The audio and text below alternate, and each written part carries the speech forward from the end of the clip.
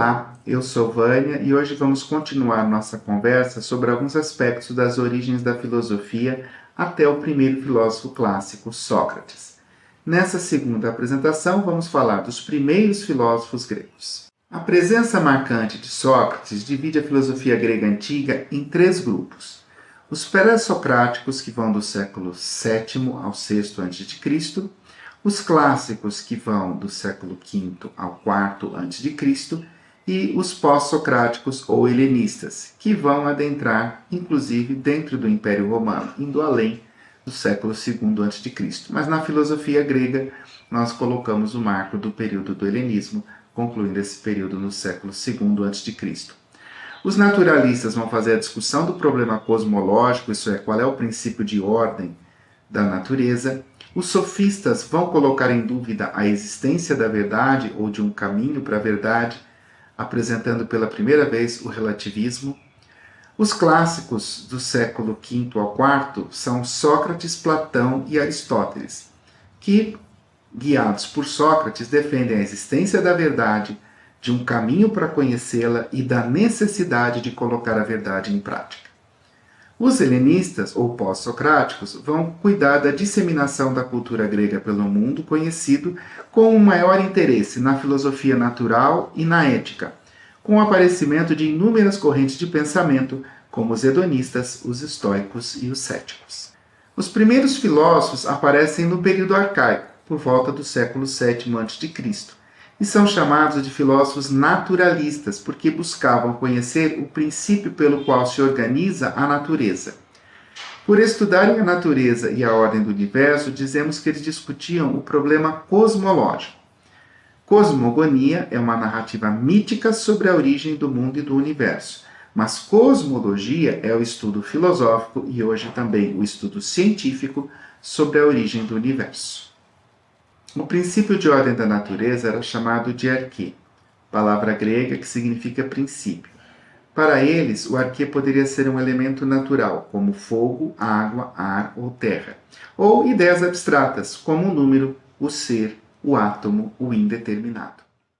Desses filósofos, nós conhecemos o pensamento de alguns deles, como, por exemplo, Tales de Mileto, que é considerado o primeiro filósofo, também tem uma contribuição na geometria, o Teorema de Tales, que propôs a água como princípio de ordem da natureza. Anaxímenes propôs o ar. Anaximandro propôs o indeterminado. Pitágoras de Samos propôs o número, é o mesmo Pitágoras do Teorema de Pitágoras. Anaxágoras propôs a ideia, portanto, um princípio abstrato. Heráclito de Éfeso propôs o fogo, o ser em mudança, que nós em filosofia também chamamos de devir. Parmênides propôs o ser permanente, o ser imutável. E com isso nós temos uma primeira disputa na filosofia com dois princípios bastante opostos, o de Heráclito, em que tudo muda, e o de Parmênides, que nada muda.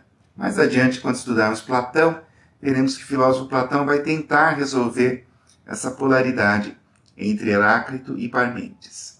Leucipo e Demócrito vão propor o átomo, uma unidade indivisível de matéria, muito antes da proposta do átomo na química.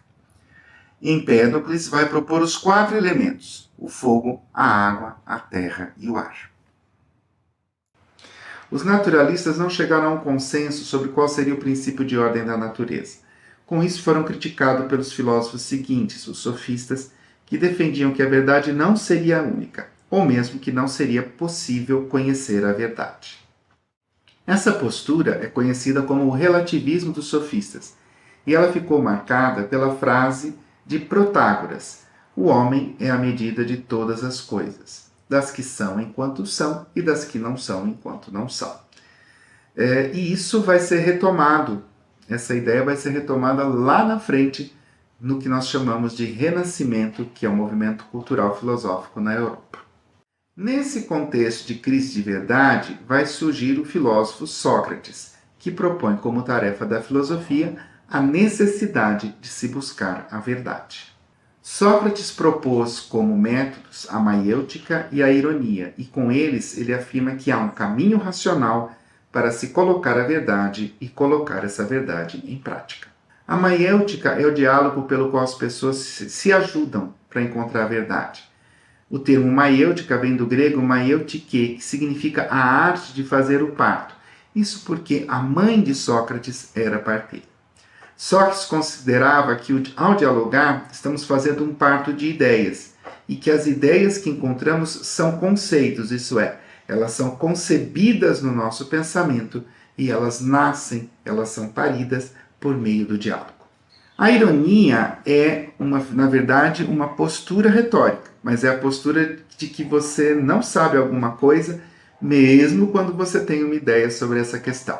Não tem o nosso sentido cotidiano que lidamos hoje de fazer pouco caso dos outros. O que aconteceu foi que Sócrates foi consultar o oráculo de Apolo na cidade de Delfos, e as sacerdotisas lhe disseram que ele era o mais sábio entre os homens. Sócrates duvidou disso, então ele assumia sempre a postura de nada saber diante dos seus interlocutores, pedindo que eles lhe ensinassem alguma coisa. Seus interlocutores o conheciam, sabiam que ele era um sábio, mas aceitavam essa postura de não saber que ele adotava para permitir que ele pudesse pôr em prática a maiêutica. E Sócrates então descobriu que ele só era o mais sábio porque ele realmente nunca assumia a postura de já saber. Com isso, Sócrates deu início a uma postura metodológica que opõe o saber dogmático, que é a afirmação de que uma verdade está consolidada e é indiscutível, para uma posição dialogal e intersubjetiva. A verdade surge quando nos abrimos ao questionamento. Intersubjetivo quer dizer, eu vou construir a verdade com o outro. Eu sou o sujeito do conhecimento, o outro também é. E essa postura caracteriza a filosofia até hoje. Dogma, então, é uma verdade que nós admitimos sem questionar, uma verdade que admitimos sem que ela possa ser questionada, ou uma verdade que admitimos sem que ela possa ser demonstrada. Por isso o dogma vai se relacionar muito ao argumento de autoridade, que não é admitido na filosofia. Ah não, aquela pessoa, ela é que tem o poder de dizer essa verdade. Na filosofia ninguém tem esse poder.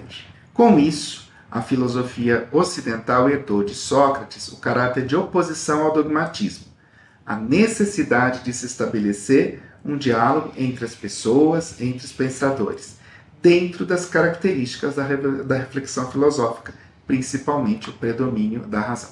Desse modo, a filosofia prossegue na tarefa enfrentada pelo mito. O mito queria explicar as questões em aberto, queria explicar as questões desconhecidas que não eram resolvidas pelo senso comum. Mas a filosofia rompe com o mito porque ela recusa o argumento de autoridade e a tradição. Recusa o que se sustenta apenas na emoção ou apenas na imaginação. A filosofia busca a verdade racional como um pensamento organizado e, se necessário, um pensamento abstrato.